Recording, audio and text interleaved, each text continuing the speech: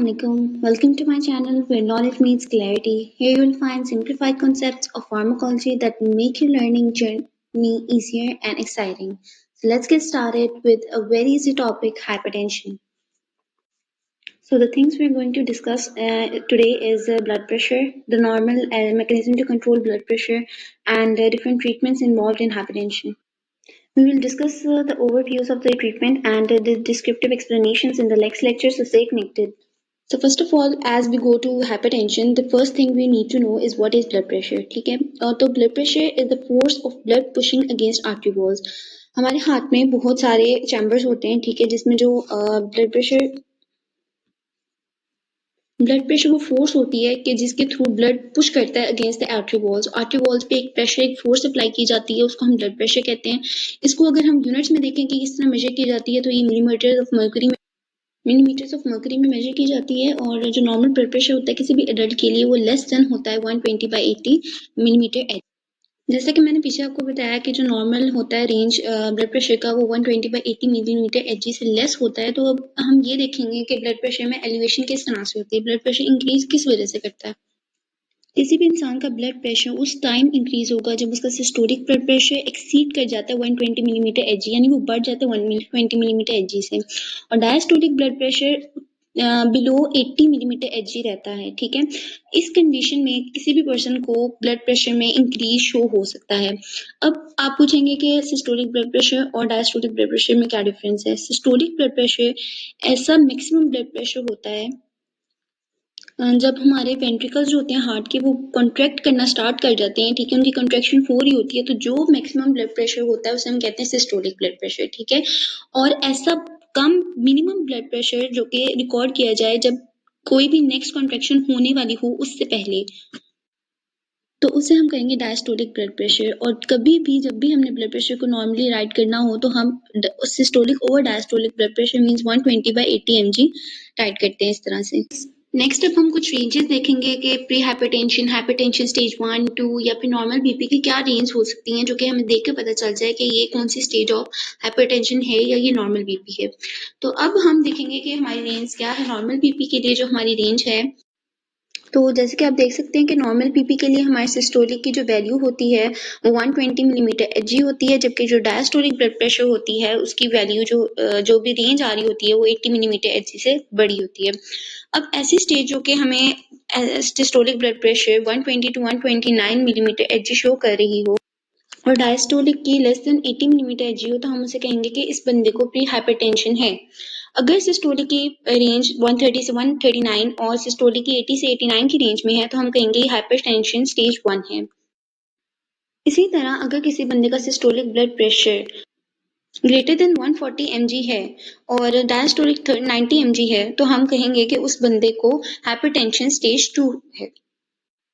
Hopes आपको यहाँ तक समझ आ गई। नेक्स्ट जो हमने चीज़ देखनी है वो हमने ये देखना है कि ब्लड प्रेशर को किन मैकेनिज्म्स के थ्रू मेंटेन किया जाता है, ठीक है। उसके ट्रीटमेंट्स में कौन सी ड्रग्स को एज ओवरव्यू हम पढ़ेंगे और उनकी नेक्स्ट जो डिस्क्रिप्टिव एक्सप्लेनेशंस हैं, जो कि उनके मैकेनिज्म्स, ऑल जो mechanism adverse effects, therapeutic uses, वो हम नेक्स्ट वीडियो लेक्चर्स में इंशाल्लाह देखेंगे।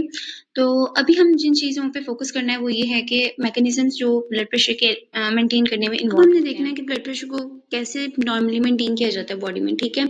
तो इसका आंसर है ये कि हम दो मैकेनिज्म के थ्रू इसको देखते हैं, baroreceptor reflex and renin angiotensin system, ठीक है। जैसे कि आप प्रीवियस क्लासेस में पढ़ चुके हैं, रेनिन रास सिस्टम्स जो होते हैं, रेनिन के थ्रू, किडनीज के थ्रू जो ब्लड फ्लो का रेगुलेट किया जाता है। और बायोरेसेप्टर रिफ्लेक्स को अब हम देखते हैं। बायोरेसेप्टर रिफ्लेक्स में ये होता है कि फर्स्ट ऑफ ऑल जब भी बॉडी में ब्लड प्रेशर डिक्रीज होगा, ठीक है, ब्लड प्रेशर डिक्रीज होगा, ब्लड वॉल्यूम अल्टीमेटली लेस होगा। तो बायोरेसेप्टर्स जो कार्डियक कैरोटिक आर्क और कैरोटिड साइनस में प्रेजेंट होते हैं, उनको ये वो सेंस कर लेते हैं कि ब्लड प्रेशर डिक्रीज है बॉडी में, ठीक है। उन्हें पता चल जाता है कि हमारी बॉडी में ब्लड प्रेशर डिक्रीज हो गया है। तो ये सिग्नल्स जो बायोरेसेप्टर्स के थ्रू जाते हैं हमारे ब्रेन स्टेम में, ठीक है, वहां पर भी पता चलता है जी कि हमारी बॉडी में ब्लड प्रेशर कम है। फर्दर ये जो ब्रेन स्टेम होते हैं सिग्नल्स भेजता है हमारे सिंपैथेटिक नर्व्स को, जो कि हमारे सीवीएस में प्रेजेंट होती हैं, मींस कार्डियोवैस्कुलर सिस्टम से कनेक्टेड होती हैं, जिसकी वजह से नॉर एपिनेफ्रिन का रिलीज बॉडी में करवाया जाता है, ठीक है। और जो बीटा 1 रिसेप्टर्स होते हैं हार्ट पर, उनको स्टिमुलेट किया जाता है। इसके नतीजे में हार्ट रेट इंक्रीज होता है, cardiac output and ultimately the BP in the body increases. Next जब हमारी बॉडी में ब्लड प्रेशर डिक्रीज होता है तो जिसकी वजह से हमारा किडनी ब्लड फ्लो भी डिक्रीज होता है, ठीक है। तो जो ग्लोमेरुलर फिल्ट्रेशन रेट है उसमें भी कमी आ जाती है। जब ग्लोमेरुलर फिल्ट्रेशन रेट कम होता है तो जो एक्स्ट्रामेडुलरी सेल्स होते हैं हमारे डीसीटी में, डिस्टल कन्वोल्यूटेड ट्यूब्यूल में, वो क्या करते हैं कि वो सोडियम और वाटर की रीअब्जॉर्प्शन करवाते हैं डिस्टल कन्वोल्यूटेड ट्यूब्यूल में ज़्यादा से ज़्यादा, जिसकी वजह से हमारा ब्लड वॉल्यूम इंक्रीज होता है, हमारा पेरिफेरल वेस्कुलर रेजिस्टेंस इंक्रीज होती है, कार्डियक आउटपुट इंक्रीज होता है, और इन सब की इंक्रीज के साथ साथ हमारा ब्लड प्रेशर जो कि मेन गोल है हमारा वो भी इंक्रीज हो जाता है। नेक्स्ट मैं आपके लिए यहाँ पे कुछ फ्लो चार्ट्स और डायग्राम्स अटैच कर रही हूँ, आप इन्हें देख लीजिएगा ताकि आपको जो प्रीवियस जितना भी कॉन्सेप्ट है वो फिगर आउट हो जाए, वो क्लियर हो जाए आपके पॉइंट्स और आपको कोई भी कंफ्यूजन बाकी ना रहे, ठीक है। और इन्हें केयरफुली देख लीजिएगा और इनको अपने नोट्स में भी ऐड कर लीजिएगा। नेक्स्ट जो चीज़ हमारे ब्लड प्रेशर को मेंटेन करती है और जो बहुत इंपॉर्टेंट है हमारे ब्लड बॉडी में, जिसके बगैर तो मुमकिन ही नहीं कि ब्लड प्रेशर मुमकिन हो, ब्लड प्रेशर मेंटेन हो सके, तो वो है रेनिन एंजियोटेंसिन सिस्टम। इस प्लान सिस्टम के थ्रू सबसे पहले तो ये होता है कि जो बीटा 1 रिसेप्टर होते हैं हमारी किडनी पे, उनकी स्टिमुलेशन होती है, ठीक है, जब ब्लड प्रेशर डिक्रीज होता है। उसके बाद रेनिन रिलीज किया जाता है जब बॉडी को ये सेंस होता है कि रीनल ब्लड फ्लो भी कम हुआ है।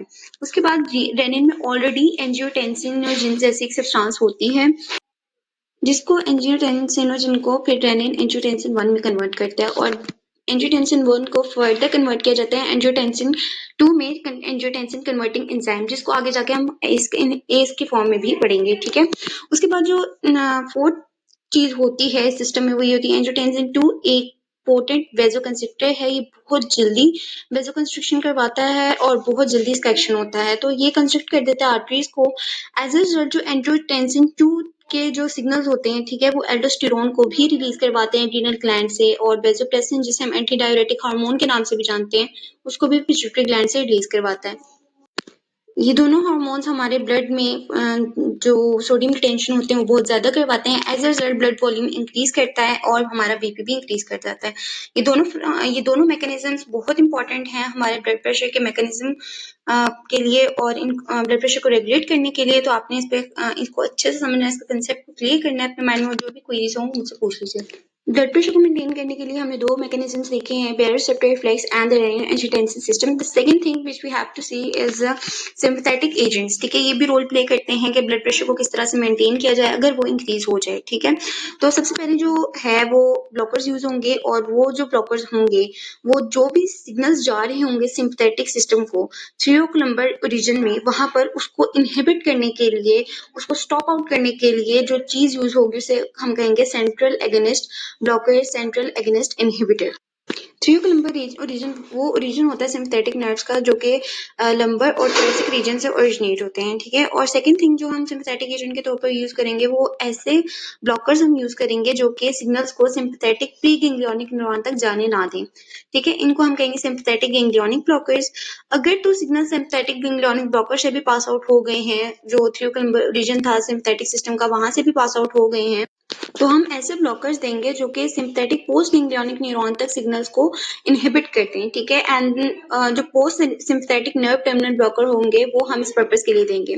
फोर्थ थिंग के हम सारा कुछ हो गया, वो रिसेप्टर्स तक सिग्नल पहुंच रहे हैं, तो अगर रिसेप्टर तक हमने ब्लॉक करना है तो हम क्या करेंगे, रिसेप्टर ब्लॉकर्स दे देंगे। तो अब हम ड्रग्स के फॉर्म में देखते हैं कि हम sympathetic centrally acting agonist, ganglionic blockers, nerve terminal blockers, aldosterone blockers कौन से देते हैं, ठीक है। तो first of all sympathetic centrally acting agonist सबसे पहले तो अल्फा 2 रिसेप्टर्स पे एक्ट करते हैं, ठीक है, और इनमें क्लिनिडीन और मिथाइल डोपा यूज होते हैं as a sympathetic centrally acting agonist. Secondly हम देते हैं गैंग्लियोनिक ब्लॉकर्स, और गैंग्लियोनिक ब्लॉकर्स का एक साइड इफेक्ट ये है कि ये डिफ्यूज्ड इफेक्ट शो करते हैं। मींस ये जो हमने टारगेट सेल्स जो भी टारगेट था हमारा हमने उसके लिए लिया, लेकिन ये बाकी रिसेप्टर्स को भी जाके इफेक्ट करेगा, ये बाकी सिस्टम्स को भी डिस्टर्ब करेगा। इस वजह से गैंग्लियोनिक ब्लॉकर्स का यूज इतना ज्यादा नहीं किया जाता as compare to other sympathetic agents. इनकी एफिशिएंसी उतनी नहीं है जितनी बाकी सिंपैथेटिक एजेंट्स की है। हेक्सामेथोनियम और ट्राइमेटाफिन की जो ड्रग्स होती हैं वो गैंग्लियोनिक ब्लॉकर्स के तौर पर अपना एक्शन शो करती हैं। Third thing is nerve terminal blockers, और इसमें आ जाता है रेजरपिन, ठीक है। ये इरिवर्सिबली बाइंड कर जाता है और इनहिबिट करता है वेजो एक्टिव मोनो अमाइन ट्रांसपोर्टर को, और ये वैसोएक्टिव मोनोअमाइन ट्रांसपोर्टर्स जो होते हैं ये प्री सिनेप्टिक टर्मिनल्स में प्रेजेंट होते हैं। इसके रिवर्सिबल बाइंड के होने की वजह से, उसको इनहिबिट करने की वजह से ये बहुत से जो न्यूरोट्रांसमीटर्स होते हैं जैसे नॉरएपिनेफ्रिन, डोपामाइन, ऐसे बहुत सारे न्यूरोट्रांसमीटर्स उनको सिनेप्टिक वेसिकल्स में स्टोर होने से प्रिवेंट कर देती है, ठीक है, रेज़रपिन। और जो सेकंड है नर्व टर्मिनल ब्लॉकर गुआनिथिडीन, ये नॉरएपिनेफ्रिन के रिलीज को इनहिबिट कर देती है। जो फोर्थ थिंग है हमने देखनी है, एड्रेनल रिसेप्टर ब्लॉकर्स हैं, अल्फा 1 ब्लॉकर है, बीटा 1 ब्लॉकर है, अल्फा बीटा ब्लॉकर्स हैं। तो जो अल्फा 1 ब्लॉकर्स हैं ये वेसोकंस्ट्रिक्शन को डिक्रीज कर देते हैं, क्योंकि अल्फा 1 वेसोकंस्ट्रिक्शन को बहुत ज्यादा कर देता है, तो उसके ब्लॉकर्स क्या करेंगे, अल्टीमेटली वेसोकंस्ट्रिक्शन को डिक्रीज करवा देंगे, बीपी भी कम हो जाएगा, पेरिफेरल वेस्कुलर रेजिस्टेंस। और इसके अंदर आ जाते हैं prazosin, terazosin, doxazosin and further more drugs. और इन ब्लॉकर्स इन रिसेप्टर्स को हम बहुत डिटेल में जाके एड्रेनर्जिक सिस्टम में भी पढ़ेंगे। नेक्स्ट जो हमने देखने हैं ब्लॉकर्स, वो बीटा 1 ब्लॉकर्स हैं और ये एज हार्ट पे प्रेजेंट होते हैं, तो ये कार्डिक आउटपुट को भी डिक्रीज करते हैं, बीपी को भी डिक्रीज करते हैं। और इनमें आ जाते हैं एटीनोलोल, मेटाप्रोलोल और इस तरह की बहुत सारी ड्रग्स जो कि कार्डिक आउटपुट और बीपी को भी डिक्रीज। नेक्स्ट उसके बाद अब हमने देखना है कि अल्फा और बीटा ब्लॉकर्स क्या रोल प्ले करते हैं, ठीक है। तो ये दोनों जो नॉन सेलेक्टिव होते हैं और बेसिकली ये सिंपथेटिक एक्टिविटी जो होती है उसको रिड्यूस करते हैं। तो सिंपथेटिक एक्टिविटी ही ब्लड प्रेशर इंक्रीज करवाती है, तो ब्लड प्रेशर अल्टीमेटली डिक्रीज हो जाता है। इसमें आ जाती है लेबिटोलोल और कार्बिड। And the third thing is renin angiotensin system blockers to block beta 1 receptors, ठीक है। हम एटिनोलोल एक्सेट्रा को यूज करेंगे रेनिन के रिलीज को इनहिबिट करने के लिए, renin inhibitors, aliskiren, aliskiren use करेंगे। और इसके अलावा एंजियोटेंसिन 1 से एंजियोटेंसिन 2 की कन्वर्जन को इनहिबिट करने के लिए एस इनहिबिटर जो मैं आपको कह रही थी हम डिस्कस करेंगे आगे, जैसे लिसिनोप्रिल, कैप्टोप्रिल के लास्ट में प्रिल आता है।